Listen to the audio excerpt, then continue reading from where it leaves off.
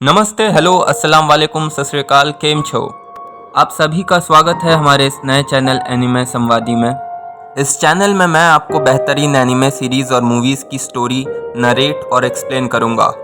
और हर वीडियो के अंत में मैं आपसे एक सवाल पूछूंगा जो कि एनिमे से रिलेटेड होगा। मेरा नाम अभिवर है और हमारी आज की एनिमे मूवी है 2021 की रिलीज़ हुई समर घोस्ट, जिसे डायरेक्ट किया है जापानीज़ इलस्ट्रेटर और मांगा राइटर लॉन्ड्रो ने। तो इसी के साथ शुरू करते हैं। मूवी की शुरुआत में हम देखते हैं दो लड़के और एक लड़की एक वीराने से हवाई अड्डे के रनवे पे खड़े फुलझड़ियाँ जला रहे हैं। तभी उनमें से लड़की कहती है कि आज हम बहुत दिनों बाद मिल रहे हैं, और ये लड़का कहता है कि आखिरकार इन सब के बावजूद भी वो एक दूसरे से मिल तो सकते हैं। उसके बाद हमें तकरीबन 1 साल पहले की कहानी दिखाई जाती है, जहाँ तोमोया नाम का ये लड़का आउई नाम की इस लड़की और रियो नाम के इस लड़के से पहली बार कोऑर्डिनेट करके एक रेस्टोरेंट में मिलता है। हमें पता चलता है ये तीनों यहाँ एक समर घोस्ट को ढूंढने के लिए इकट्ठे हुए हैं। समर घोस्ट नाम का ये लेजेंड इनके इलाके में काफी पॉपुलर था। लोगों की माने तो ये घोस्ट एक लड़की थी जिसके लंबे बाल थे, जो काले कपड़े पहनती थी, जिसे फटाके बहुत पसंद है और वो सिर्फ समर के मौसम में ही आती है, और उसने खुदकुशी की थी। फिर तोमोया उन्हें इसकी एक तस्वीर बनाकर भी दिखाता है। फिर हम इन तीनों को उस जगह जाते हुए देखते हैं जहां लोगों के अनुसार इस भूत को काफी बार देखा गया है। वो आधे रास्ते पहुंचे ही हुए होते हैं कि तभी आउई थोड़ी घबरा जाती है। तो रियो उससे कहता है कि अगर वो चाहे तो वापस जा सकती है, लेकिन लड़की ठान के आई हुई होती है कि उसे समर घोस्ट देखना है, तो वो पीछे नहीं हटती। तो फिर हमें यहाँ से आगे चलते हुए तोमोया की बैक स्टोरी दिखाई जाती है, जहाँ हमें पता चलता है कि वो एक बहुत ही होनहार स्टूडेंट है। उसके टीचर्स का मानना है कि वो आगे चलकर कुछ बड़ा करेगा, लेकिन तोमोया का कुछ और ही करने का मन है। उसकी दिलचस्पी आर्ट और पेंटिंग में ज़्यादा है, लेकिन आज किन्हीं वजहों से वो यहाँ भूत ढूंढता फिर रहा है। फिर हम देखते हैं वो उसी हवाई अड्डे पहुँचते हैं जिसे हमने पहले सीन में देखा था। वो वहाँ पहुँचकर घेरा बनाकर फुलझड़ियाँ जलाना शुरू करते हैं, क्योंकि जापानीज़ कल्चर में माना जाता है पटाखे दगाने से मरी हुई आत्माओं को सुकून मिलता है। उन्हें फुलझड़ियाँ जलाते जलाते शाम से रात हो जाती है। वो सब हताश हो जाते हैं कि इतना सब कुछ करने के बावजूद भी उन्हें कोई समर घोस्ट देखने को नहीं मिला। लेकिन तभी हम एज अ व्यूअर्स पीओवी देखते हैं उस हवाई अड्डे पे कुछ लैंड करता है और उन्हें अपने सामने एक खूबसूरत सी लड़की देखने मिलती है। लड़की उनसे पूछती है एक मरी हुई शख्सियत से उन्हें क्या काम है। वो सब ये समझ जाते हैं कि ये वही समर घोस्ट है जिसे ढूंढने वो यहाँ आए हैं। आउई उसे देख खो सी जाती है। फिर हमें यहाँ से आउई की बैक स्टोरी देखने को मिलती है, जहाँ हमें पता चलता है कि वो स्कूल में रैगिंग की शिकार है। उसने एक दफ़ा खुदकुशी करने की भी कोशिश की है, पर वो कामयाब नहीं रही। फिर हम प्रेजेंट में वापस चले आते हैं, जहाँ हम देखते हैं वो घोस्ट आउई से पूछती है क्या लोग उसे भी उसकी तरह परेशान करते हैं और वो अपनी ज़िंदगी से तंग आ चुकी है। समर घोस्ट उसे बताती है कि मुझे सिर्फ वही लोग देख सकते हैं जो अपने मौत के करीब हो। ये सुन आउई चौंक जाती है कि रियो और तोमोया भी क्या उसी की तरह मौत की डगर पर खड़े हैं। फिर हम देखते हैं तोमोया उससे पूछता है कि मौत के बाद की ज़िंदगी कैसी होती है। वो कहती है कि काश वो इसका जवाब दे सकती, पर इसका जवाब उसे मौत के बाद ही मिल सकता है। फिर वो घोस्ट अपना नाम अयाने बताती है और कहती है कि उसका जाने का समय हो गया है, और वो वहाँ से गायब हो जाती है। हम देखते हैं रियो ये सब वहाँ शांत खड़ा देख रहा होता है और अपने आप से कहता है कि आफ्टर लाइफ सच है। फिर हमें रियो की बैक स्टोरी जानने को मिलती है, जहाँ हमें पता चलता है कि उसके ब्रेन में कोई लाइफ थ्रेटनिंग प्रॉब्लम है, जिसकी वजह से वो अब कुछ ही महीनों तक जिंदा रह सकता है। डॉक्टर उससे पूछते हैं कि वो अपने पेरेंट्स को साथ क्यों नहीं लाया। वो कहता है उन्हें यहाँ रोने धोने के लिए लाने का कोई मतलब नहीं बनता। फिर हम देखते हैं रियो अपने भाई से मिलने जाता है, जो कि बास्केटबॉल खेल रहा होता है। वो उससे कहता है कि अब वो कभी भी बास्केटबॉल नहीं खेल सकता, क्योंकि डॉक्टर ने उसे जवाब दे दिया है। उसके पास अब कुछ ही महीने हैं। उसका भाई ये सब सुनकर बहुत डर जाता है। तभी रियो उसे घबराता देख कहता है मैं तो मजाक कर रहा था पगले। फिर हम वापस से प्रेजेंट में आते हैं, जहाँ हम देखते हैं तोमोया अपने आर्ट और इमेजिनेशन में खोया था कि तभी उसकी मम्मी उसे बुलाती है और उसकी क्लास ले लेती है, क्योंकि उनके हिसाब से उसके marks up to the mark नहीं थे। उसकी माँ उसे क्रैम्प स्कूल भी भेजा करती है, जिससे वो आगे चलकर कई कॉम्पिटिशन्स को क्रैक कर पाए। लेकिन उस समर घोस्ट वाले घटना के बाद से तोमोया, रियो और आउई एक दूसरे के कांटेक्ट में रहते थे। वो आपस में ग्रुप में चैट भी किया करते थे। और एक दिन आओई उनसे पूछती है जो उन्होंने उस दिन देखा था वो सच था या कोई भ्रम। तो रियो कहता है कि अगर वो भ्रम हुआ होता तो वो उन तीनों को एक साथ नहीं दिखाई देता। तोमोया कहता है कि उसका घर आ चुका है तो उसका फोन बंद रहेगा। लेकिन एज अ व्यूअर हम देख पाते हैं कि तोमोया उसी रनवे पे आता है जहां वो उस समर घोस्ट से मिले थे। समर घोस्ट यानी आयाने वहां आती है और तोमोया से पूछती है क्या उस दिन की मुलाकात काफी नहीं थी। तो तोमोया कहता है नहीं, उसके कुछ और सवाल है। आयाने तोमोया से पूछती है कि वो जिंदा क्यों है। तोमोया कहता है ये जीना भी कोई जीना है पगली। उसे तो शक भी है कि वो कहीं मरा हुआ तो नहीं है, इसीलिए वो यहाँ आयाने से आफ्टर लाइफ के बारे में जानने आया है। आयाने कहती है इसे जानने के लिए तुम्हें अपने इस सांसारिक शरीर का त्याग करना पड़ेगा। और ये कहकर वो तोमोया के ह्यूमन बॉडी से उसके सेलेस्टियल बॉडी को निकाल उसके संग आसमान में उड़ान भरती है। आयाने तोमोया का हाथ पकड़ उसे बादलों के बीच आसमान में ले जाती है। लेकिन जैसे वो उसका हाथ छोड़ती है, उड़ने ना आने की वजह से तोमोया डायरेक्ट नीचे जा गिरता है। एक सेकंड के लिए उसे भी लगता है कि उसका काम तमाम हो गया, लेकिन फिर वो अपने आप को जमीन के नीचे पाताल में पाता है। आयाने वहां आकर उससे कहती है कि उड़ना बहुत आसान है, बस वो अपने दिल में झांक कर देखे कि उसे कहाँ जाना है और वो अपने आप वहां पहुंच जाएगा। और तोमोया वैसे ही देखता है और हम देखते हैं कि वो दोनों एक आर्ट म्यूजियम में आ पहुंचे हैं।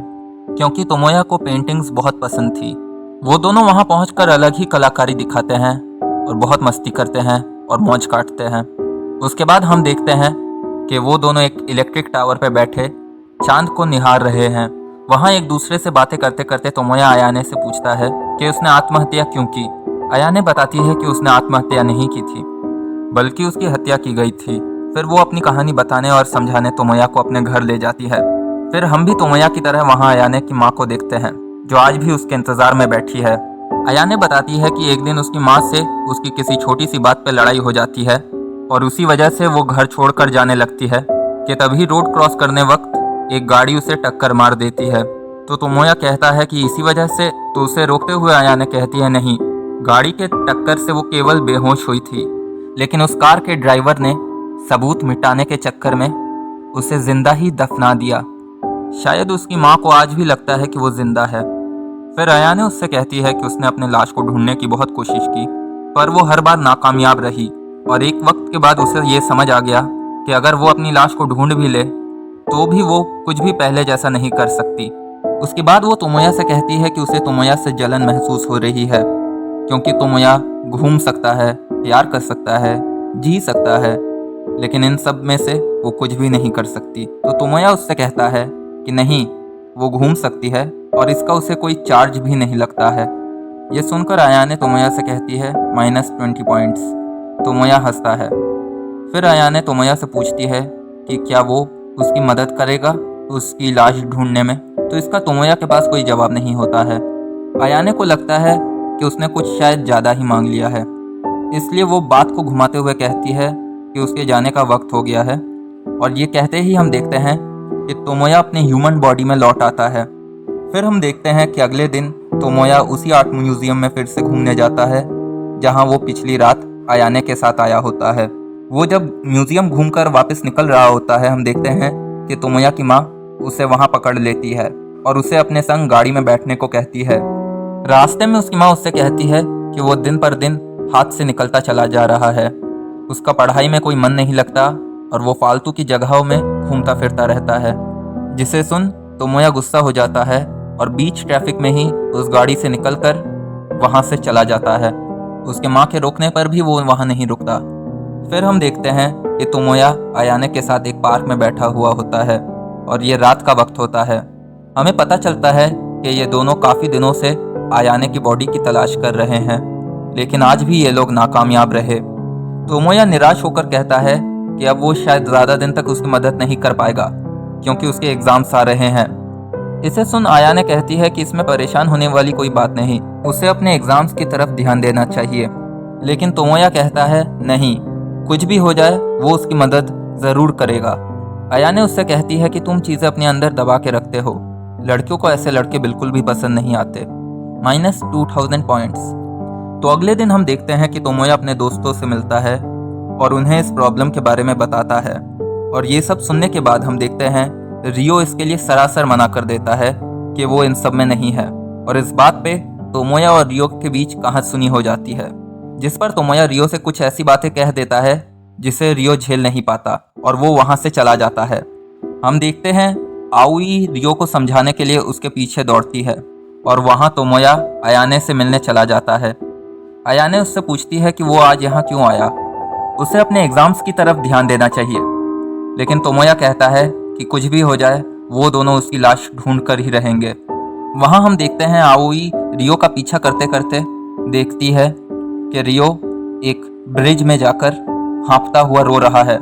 वो बताता है कि अब उसके पास ज़्यादा महीने नहीं है, वो बस कुछ ही महीनों का मेहमान है, तो इसीलिए वो किसी भी मोह में नहीं पड़ना चाहता, ना दोस्ती करना चाहता है ना उसे निभाना चाहता है। तो आउई भी उससे अपना प्रॉब्लम शेयर करती है और उससे बताती है कि उसकी स्कूल में उसकी इतनी रैगिंग होती है कि अब उसे मौत भी आसान लगने लगी है।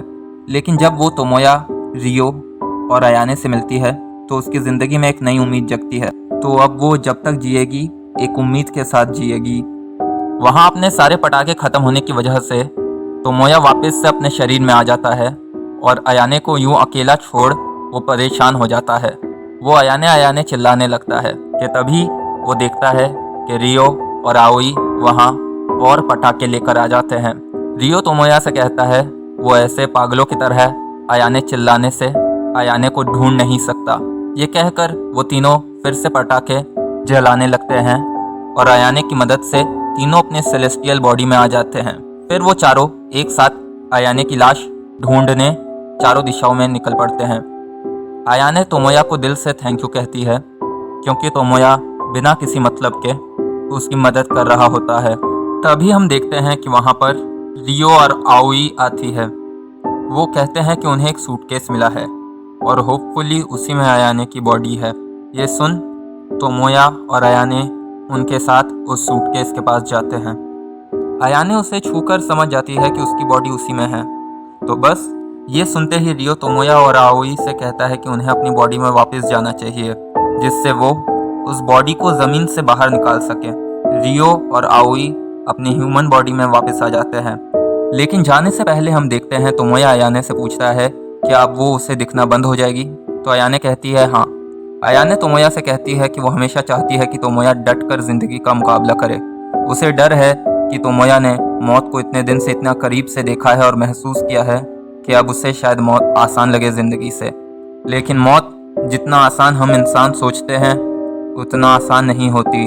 अयाने कहती है कि मौत उसके लिए उसका कल है और तोमोया के लिए उसका फ्यूचर।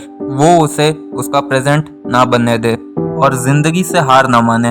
इसके बाद हम देखते हैं तोमोया अपनी शरीर में वापस आ जाता है और वो और उसके दोस्त अयाने की बॉडी की तरफ भागते हैं। लेकिन इस बार बीच रास्ते में रियो हाँफने लगता है क्योंकि दौड़ते दौड़ते उसकी तबीयत खराब हो जाती है। वो कहता है तोमोया और आउई आगे बढ़े और अयाने को और वेट ना करवाए। हम देखते हैं कि तोमोया और आउई एक फेंस के आगे आके रुक जाते हैं। वो देखते हैं उनका लगाया हुआ मार्क फेंस के उस तरफ है।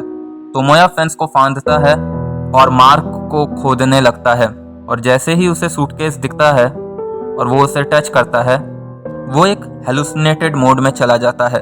उसे हेलुसिनेशन होने लगते हैं।